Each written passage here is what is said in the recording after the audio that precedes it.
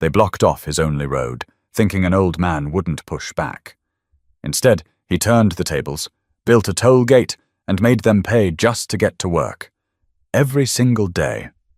Calvin Merriweather had never been the kind of man to rush.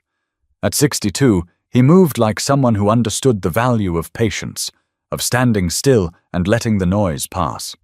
For most of his life, he worked in San Bernardino, California, in the Public Works Department, fixing potholes, coordinating road crews, and dealing with bureaucrats who barely remembered his name once their sidewalks were smooth again. 38 years of back-breaking labor and bureaucratic nonsense. But now, he was done. He used his retirement payout and savings to buy a plot of land just outside Bastrop, Texas, about 30 miles east of Austin. It wasn't pretty in the traditional sense. Dry patches, a beat-up shed, weeds climbing over a rusted fence. But when Calvin stood in the middle of it, boots buried in dust, he saw something no one else could. Possibility. He wasn't looking for luxury. Calvin wanted chickens, maybe a few goats, space for a horse or two, and land to teach kids from town how to grow tomatoes and dig irrigation trenches without YouTube. He imagined long mornings with black coffee and a thermos in hand, walking the perimeter with his dog, Luther. This was supposed to be peace. A man, his land, and silence. The real estate agent had mentioned the HOA in passing. They're technically for the subdivision next door. You're outside their boundary, so it shouldn't matter. Calvin remembered nodding. He wasn't worried. He had no plans to build a mansion or throw raves. He just wanted to plant okra and fix that old water pump near the fence line. 3 weeks in, he started clearing debris. Brought in a crew from Lockhart to haul off the rusted-out trailer and old roofing sheets. Every day he'd wear the same wide-brimmed hat and grease-stained shirt, waving to the same white SUV that drove past his entrance. No wave back, just a slow roll, tinted windows, and brake lights tapping for a few seconds before moving on. Then, one afternoon, a woman stepped out of that SUV. Her name was Rita Halbrook, president of the Briar Meadows HOA. She didn't offer a handshake. "This land used to be part of the Glenford parcel," she said, flipping through papers she'd printed from the county website. "You're aware of that, right?" Calvin shrugged. "Don't matter much. It's mine now." Paid cash. Rita smiled like someone who didn't hear what she didn't like. "We just want to make sure you maintain visual continuity with the neighborhood. We have guidelines for fencing, paint colors, landscaping even." "I'm not part of your HOA," Calvin said plainly. "Y'all don't cover this lot." She gave a soft laugh. "Sure, but we care about the overall aesthetic of the community. Sometimes these things spill over." Calvin didn't raise his voice. He didn't argue. He just turned and walked back toward the shed, Luther trailing behind. He'd heard enough coded warnings in his lifetime to know when someone was talking around their point. He figured that'd be the end of it. But what came next wasn't a request. It was a blockade. 2 mornings later, Calvin woke up early, like always. The kind of early where the grass is still wet and the air bites just enough to keep you sharp. He poured himself a mug of burnt coffee, grabbed his flannel from the hook by the door, and stepped outside with Luther close behind. That's when he saw it. A chain-link fence, brand new and shining like a threat, ran across the only paved access road that led to his front gate. At first, Calvin just stared. No sign. No notice. Just steel links tied tight, blocking the road like it had always been there. Whoever did it had worked overnight, and they'd worked fast. He walked up to it, examined the posts. Concrete still soft around the base. His truck was on his side, thank God, but no one had even bothered to tell him it was happening. His property wasn't part of the Briar Meadows subdivision, but this road, as it turned out, passed near enough to give them just enough reason to meddle. Later that afternoon, Calvin knocked on the HOA's community center door. No one answered. He left a note. No reply. 3 days passed. Deliveries stopped. The mail carrier didn't even try anymore. A propane tank delivery guy called him cursing, said he wasn't risking a back injury dragging the cylinder across 2 acres of gravel just because some folks don't want you on their road. On the 5th day, Calvin drove out to City Hall. He sat with a clerk named Dale, who wore suspenders and looked like he was counting the minutes until his pension kicked in. Dale pulled up a map, scratched his head, and muttered, "Technically, they don't own that stretch. It's a weird overlap. Old easement tied up in grandfathered deeds." "So what does that mean?" Calvin asked. "It means they can try to make noise," Dale said, "but they can't make it stick. It's still your only legal access." Still, nothing happened. Calvin tried reaching Rita again. Emailed the HOA board. Drove around to find one of the other members. He finally cornered a man named Phil McKinnon, vice president, while he was tending roses in his front yard. "Look," Phil said, squinting toward the sun. "I get it. You bought the place. You want your space. But the folks in Briar Meadows have concerns. Property values, security. A lot of people move out here for the controlled look of the neighborhood." Calvin raised an eyebrow. "I don't live in y'all's neighborhood." Phil smiled tight. "The community is bigger than the map. It's a feeling." Calvin didn't respond. He didn't need to. He just stared until Phil looked back down at his shears and pretended to care about pruning. From then on, everything got harder. Trash pickup stopped. UPS started dropping his packages at the post office instead. One morning, Calvin found tire marks across the edge of his pasture, deep and deliberate, like someone had spun out for fun. No one came forward. Then came the incident that changed everything. It was his niece, Alyssa, who'd just turned 30 and had been staying with him for a few weeks. She had kidney problems and needed dialysis twice a week at the clinic in Elgin. Calvin had arranged for a transportation service to pick her up when he couldn't drive. That Tuesday, the driver called in a panic. "I can't reach your gate. Road's blocked. GPS won't reroute." Calvin rushed down to meet him at the fence. The driver stood there, confused and sweating, looking at the steel barrier like it was part of a different country. They missed the appointment. That night, Alyssa lay on the couch looking pale, her skin tight and eyes rimmed red. "Uncle Cal," she said softly, "are they allowed to do this?" He didn't answer right away. Just sat on the porch, staring at the fence like it had insulted him personally. Then he stood up and said, "No, but I got something better than yelling. But when you fight folks with pens and bylaws, you don't swing fists, you flip the rules upside down." The following morning, Calvin drove straight to the county clerk's office in Bastrop. Not out of rage, he wasn't built that way, but with the quiet determination of a man who'd been disrespected too many times in his life to let this one slide.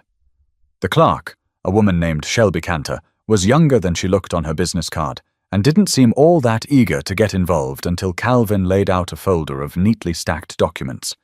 Deed, plat map, boundary survey, all in order.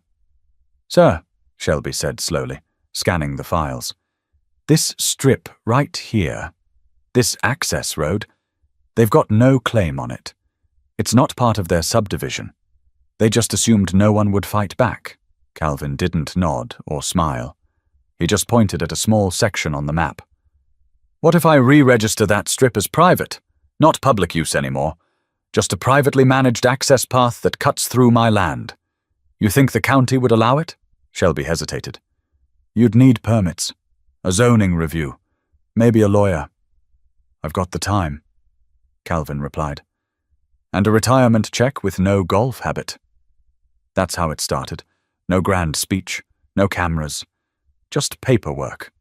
Calvin hired a local land use attorney named Elias Drew, who'd spent most of his career helping ranchers get around tangled Texas land ordinances. Elias was sharp, wore worn boots to court, and had a thing for chewing sunflower seeds in meetings. "They think you're old and out here planting tomatoes," Elias said during their first meeting. "Good. Let 'em." Weeks passed. While the HOA board sent each other self-congratulatory emails about maintaining boundaries, Calvin and Elias rewrote the boundaries themselves. The new gate permit was approved.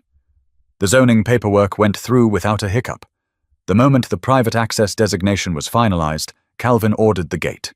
Steel frame, keypad access, solar-powered backup, with plate recognition software. He paid for it all in cash.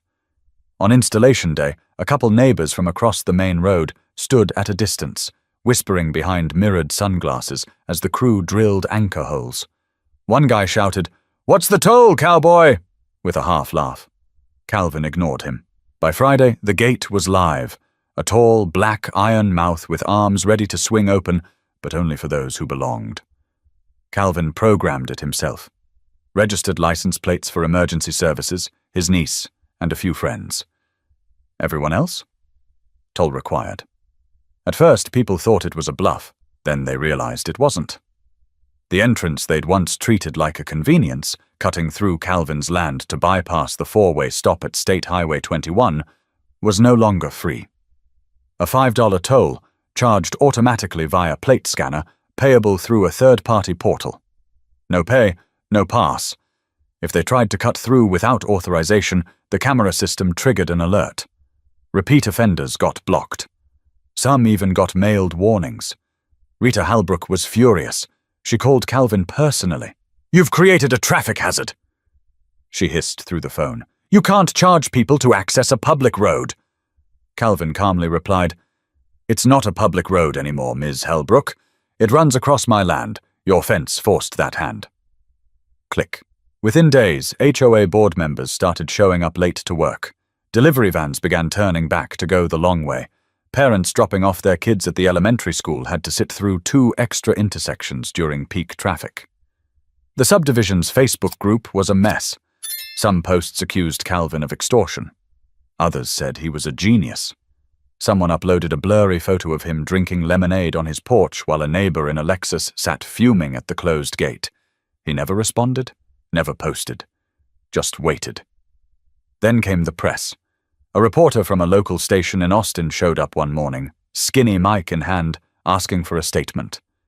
Calvin gave him 30 words. "If you block a man's home, don't be surprised when he builds the way out himself. Fair's fair." The clip aired that night. Viewers flooded the comments, many siding with Calvin. Some called him a hero, others said he should sue. But Calvin didn't want to fight. He just wanted his road back. Still, the spotlight had only just started to shine. Calvin had never been interested in making the news. He didn't need validation from strangers or applause from a screen. But when Alyssa saw the clip of him on TV, she beamed with a mix of pride and relief. "They're finally listening," she said from the couch, legs wrapped in a quilt, dialysis bandage still fresh on her arm. "You stood up." Calvin gave a slight nod, but the moment passed too quickly for him to enjoy it.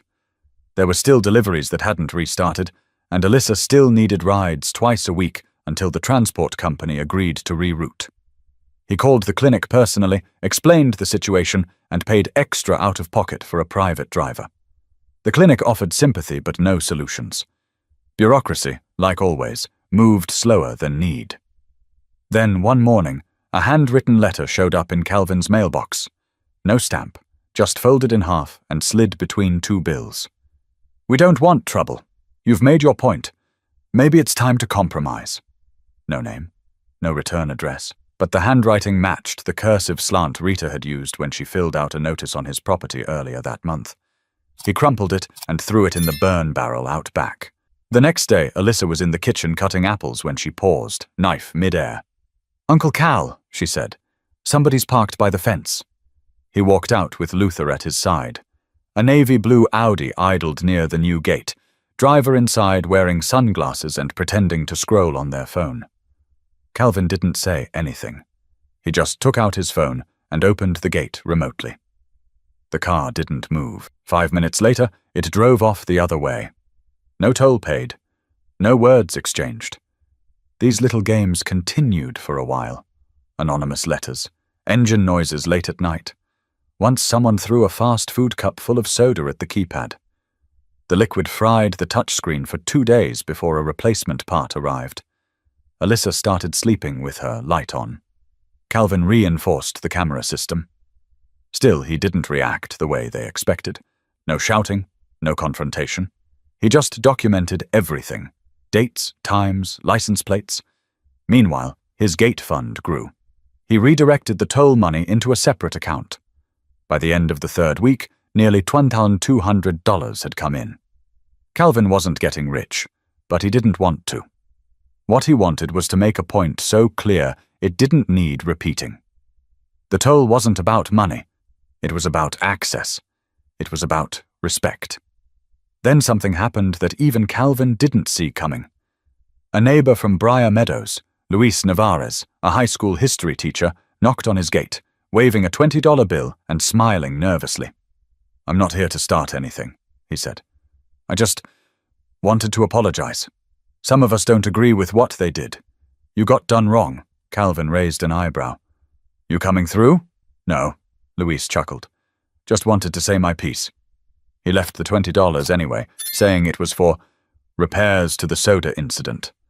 Word must have gotten around, because after that, other neighbors began reaching out. A young couple dropped off homemade tamales with a note, "We're sorry, we didn't know the whole story." A teenage girl with her learner's permit asked if she could volunteer on weekends to help Calvin with the chickens he'd just started raising. Not everyone changed. Rita was still furious. Phil stopped waving, but a few cracks had started forming in the HOA's smug surface. Still, the fence hadn't moved. The road remained blocked from the other end. The HOA pretended like the toll gate didn't exist, as if silence would erase it. Calvin knew better. The longer they refused to acknowledge the consequences of their decisions, the more isolated they became, even from their own people. One night, Alyssa sat on the porch with a blanket wrapped around her. "I know you're doing all this to protect us," she said, her voice soft, "but it's more than that, isn't it?" Calvin nodded once. "You don't spend a lifetime following rules, only to let someone rewrite them when it suits them." But even Calvin didn't realize how far they'd try to push him before backing off. It was early March when Calvin received a certified letter from the Briar Meadows HOA. Thick envelope, gold seal, legal letterhead that probably cost more than it was worth. The language was carefully crafted, dressed up to sound reasonable. It accused him of creating a hardship for the community, of obstructing long-standing access, and operating an unauthorized toll system on what they called a community-adjacent road. He read the letter twice, then laughed. "They really think they can bluff their way into my driveway," he muttered, handing it to Elias, his lawyer, later that week. Elias read through it, deadpan. "It's fluff. There's no enforceable claim. They're hoping you don't know your rights, or that you'll cave to pressure. They're fishing." "Well," Calvin said, "I'm not biting." They drafted a response. Straightforward. No legal theatrics. Just a firm reminder that the HOA had no legal jurisdiction over the parcel in question. That the road in question had been privately reclassified in accordance with county zoning law, and that the toll was being collected in full compliance with local transportation ordinances. But Calvin didn't stop there. He filed a public notice of intent to expand the private road classification, not just the gate, but the entire stretch leading up to it.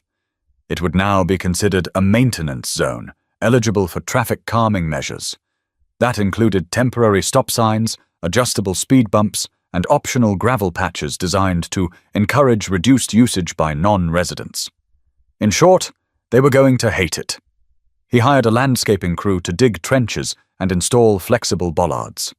Not permanent ones, just enough to slow things down and require attention. The irony?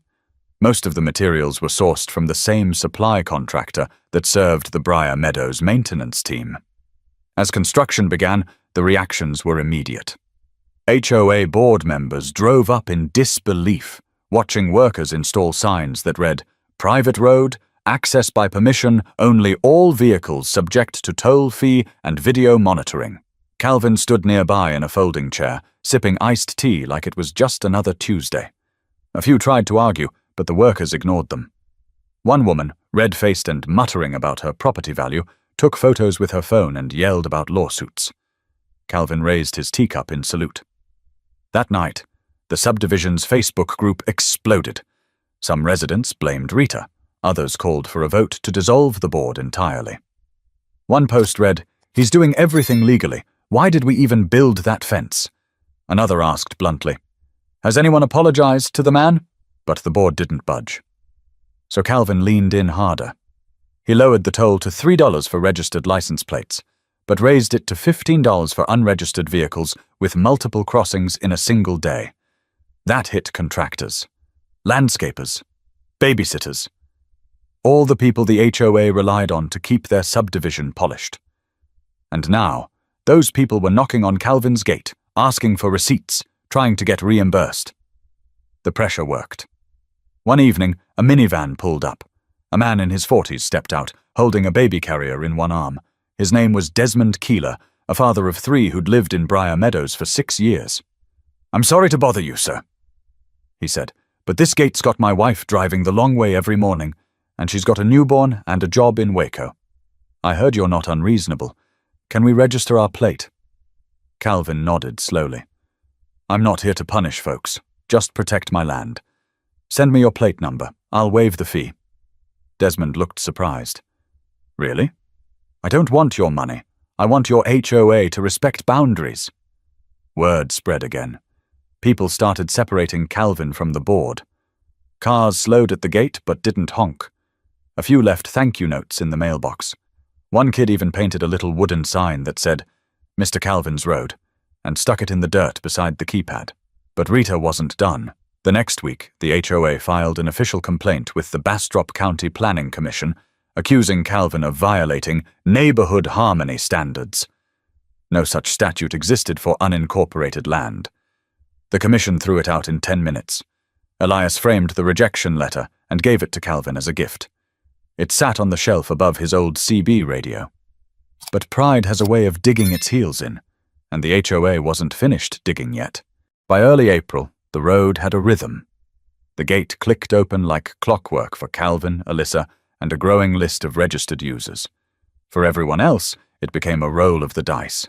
Pay the toll, wait for the system, or go the long way around. And if you tried to skip the toll, the cameras caught it. The invoices came in the mail. And if you ignored them long enough, a small claims notice followed. Calvin wasn't being spiteful. He was being methodical.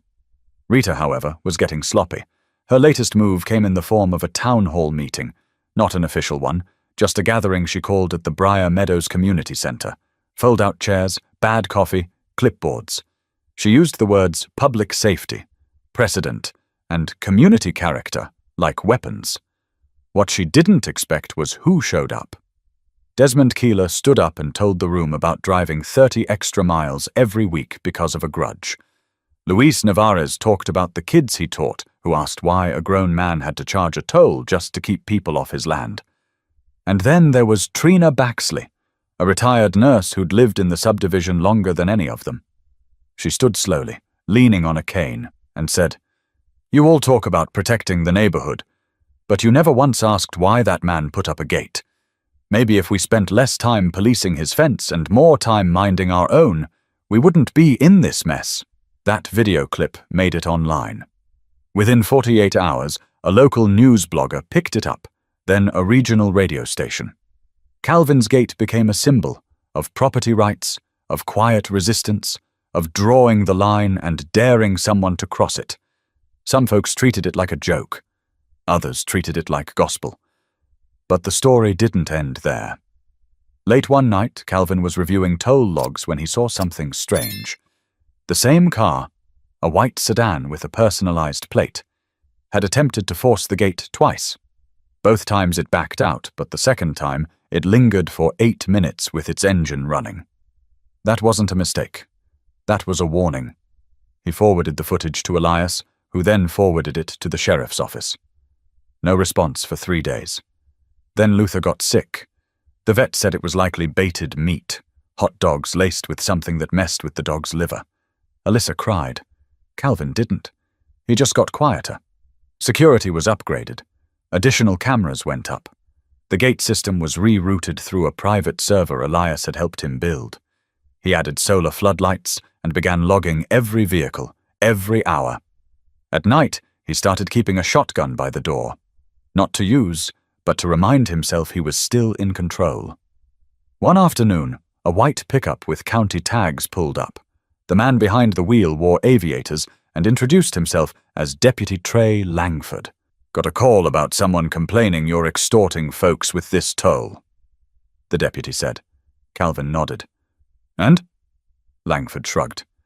"It's legal. Just needed to check it out. Off the record, If I had neighbours like yours, I'd charge double. They talked for 10 minutes. Langford left with a dozen eggs from Calvin's new coop and a story to tell back at the station. The more pressure the HOA applied, the more support Calvin gained.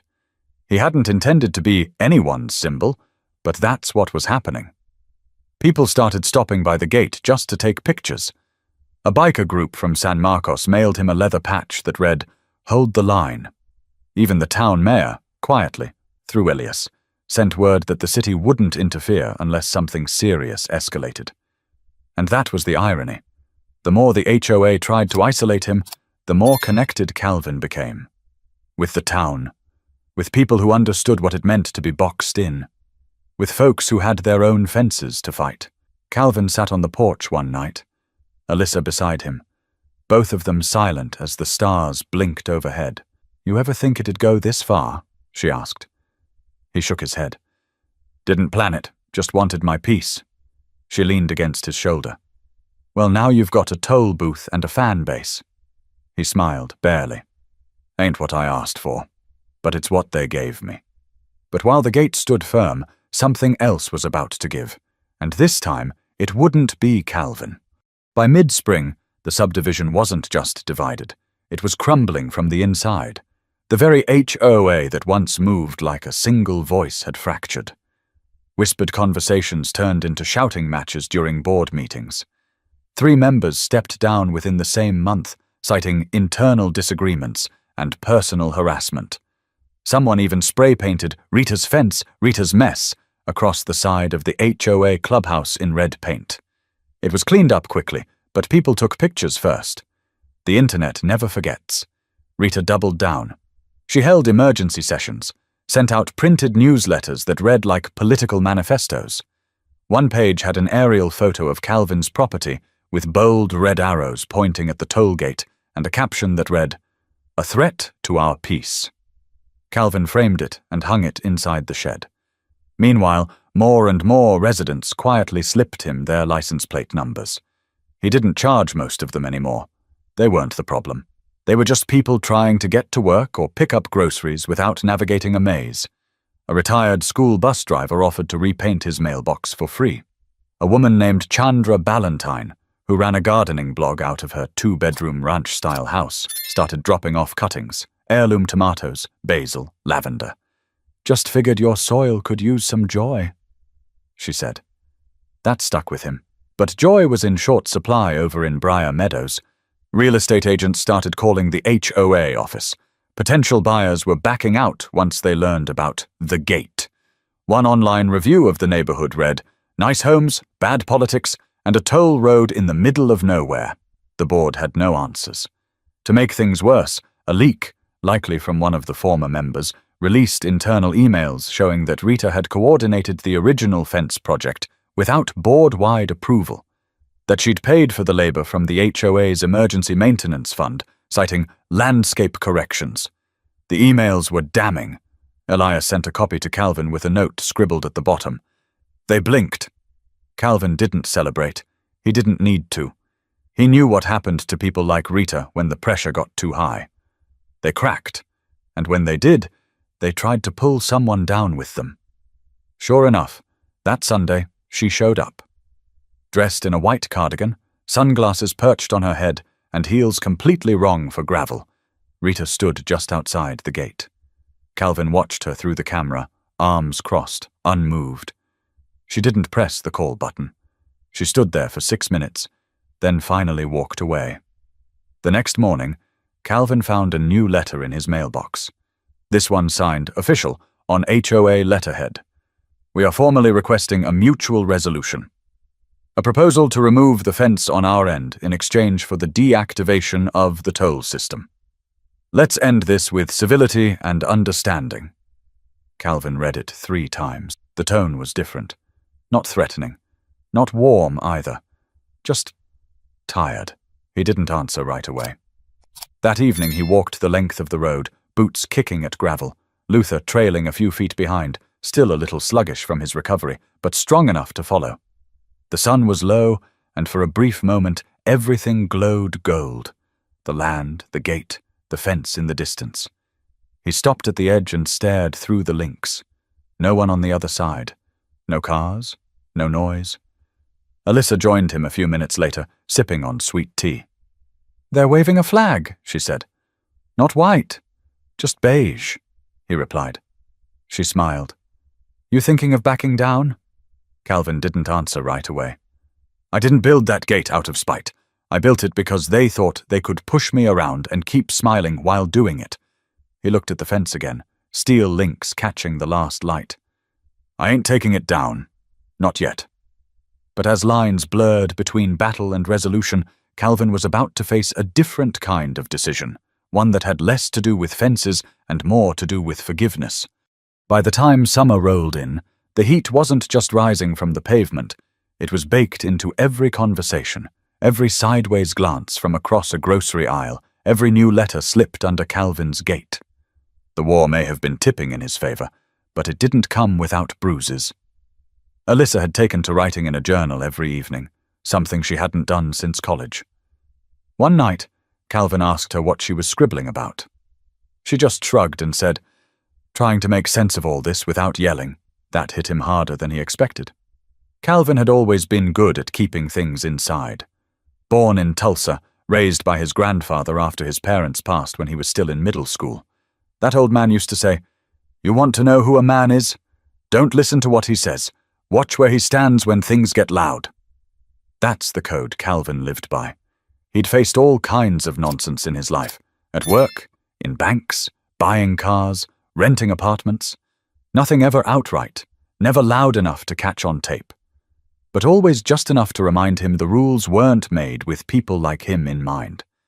So when Rita and her fence showed up, it wasn't just about that piece of road. It was about all the quiet walls he'd been forced to smile through his whole life. But standing your ground has a weight to it. The long days fixing things by hand, the paperwork, the long, quiet stares at the fence that never moved unless you forced it.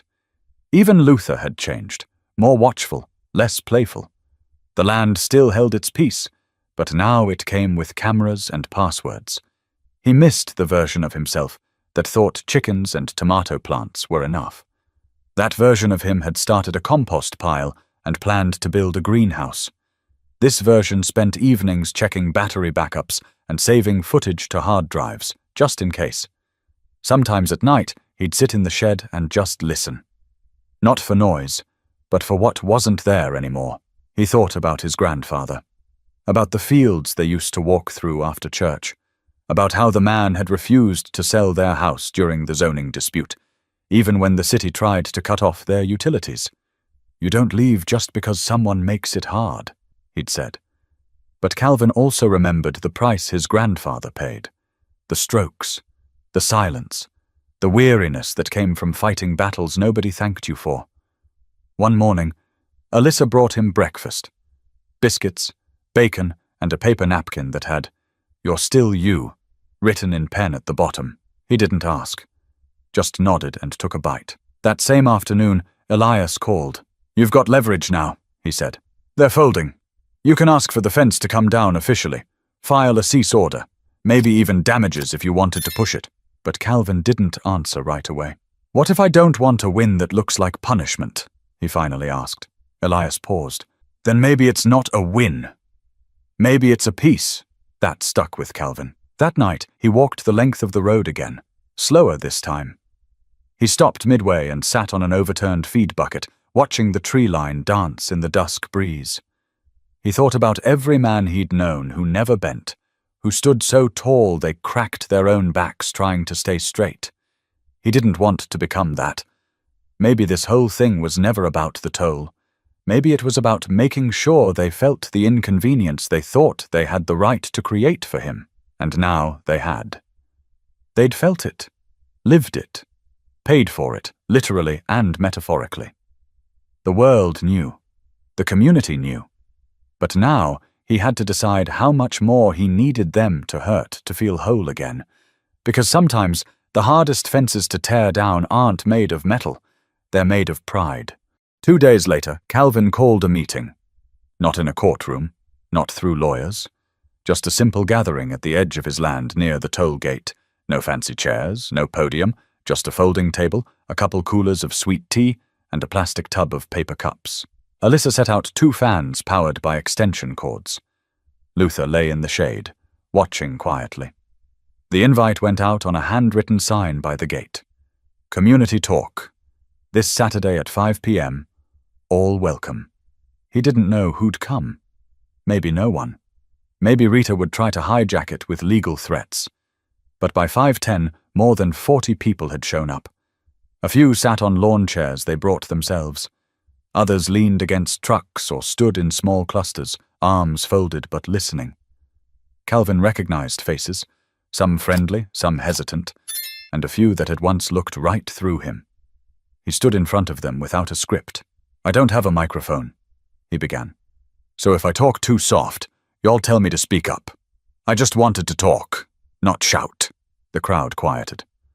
"I didn't put up this gate to make enemies. I put it up because my access was blocked. I didn't start with a toll.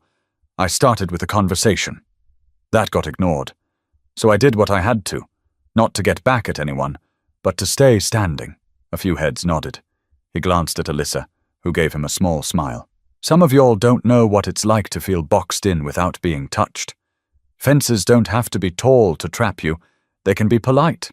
They can be sneaky. And if you don't push back, you end up disappearing." Someone from the back asked, "What do you want from us now?" Calvin didn't miss a beat. "Respect. Not apologies. Not gifts. Just respect for the land, for the boundaries, for the space I've carved out without asking y'all for anything." He paused, then said something even he hadn't planned. "And I want to take the toll gate down." Murmurs rippled through the group. Someone gasped audibly. "I'm not doing it to surrender," he said. "I'm doing it because you've seen what happens when you push a man too far. You've felt what it's like to be slowed down, to lose access, to be told no. Maybe now you'll think twice before doing it to the next person." He looked directly at Rita, standing stiff near the back in a pressed blouse and crossed arms. "I won't forget what was done. But I won't carry it around like a badge either. I'm tired. I want to raise chickens, teach some kids how to work the soil, and live like I planned to when I first bought this land." Then he added quieter, "And I don't want my niece to grow up thinking the only way to be heard is through conflict." The crowd stood still. It was Chandra Ballantyne who stepped forward first, placing a mason jar of honey on the table. "For your tea," she said. Then Desmond approached, shook Calvin's hand and said, "Thank you for not giving up on us, even when we didn't deserve your patience." Even Rita, though she didn't say a word, gave a small, respectful nod before walking off with her heels crunching gravel. Within the week, Calvin began disassembling the toll gate, piece by piece, with help from a couple of local teenagers he'd hired for the summer. He left the camera system, not as a threat, but as a quiet reminder. Respect lives where accountability does. The fence on the HOA side came down the following month. No big announcement, just gone one morning like it had never been there. In its place, a low wooden post with a reflective marker, simple, non-confrontational, and most importantly, no longer a wall. Traffic flowed again. The story faded from local news, but not from memory. People remembered the gate, not just because it was real, but because it showed them something uncomfortable. They'd let convenience blind them to injustice. Calvin didn't become a hero by shouting. He did it by standing still when it counted. He planted new rows of tomatoes that fall, built a chicken run with his own hands. And on Saturdays, a few neighborhood kids came by to learn how to hammer nails, build raised beds, and understand the difference between standing your ground and picking a fight. But Calvin's real harvest wasn't in eggs or squash. It was in knowing he didn't just hold his ground. He raised it up for others to walk on too. The gate was gone. The fence was gone. But what remained was something far more lasting than steel or wire. Calvin Merriweather sat on his porch one quiet evening. Same old chair, same flannel draped over the back.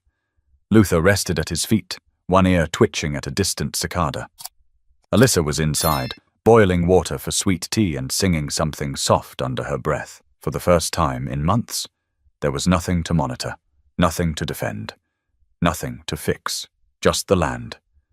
Just the stillness he'd been chasing since the day he signed those papers. He watched a neighbor's car roll by. No gate to stop it now, no camera flash, no invoice to follow. They waved. This time, the hand didn't hesitate. It wasn't forced. It was real. Calvin nodded once. That was enough. He thought about how this whole thing started, not with confrontation, but with assumption, not with violence, but with quiet control. A fence put up without consent. A man's access denied because some people decided his presence didn't fit their plans. He didn't burn anything down. He didn't threaten anyone. He just forced them to feel what they made him feel. Inconvenience, delay, frustration. And in doing so, he gave them a choice. They could see him as the enemy, or they could see themselves more clearly. Some of them chose to see. Not all, but enough. That's the thing about standing your ground. It doesn't always come with applause. Sometimes it comes with bruise and silence and long nights where you wonder if any of it mattered. But if you hold steady, if you make your boundary clear, not with hate, but with principle, eventually, people stop asking why you built the wall and start wondering why they ignored the line. Calvin didn't forgive everyone, and he didn't forget what was done. But he chose peace over punishment.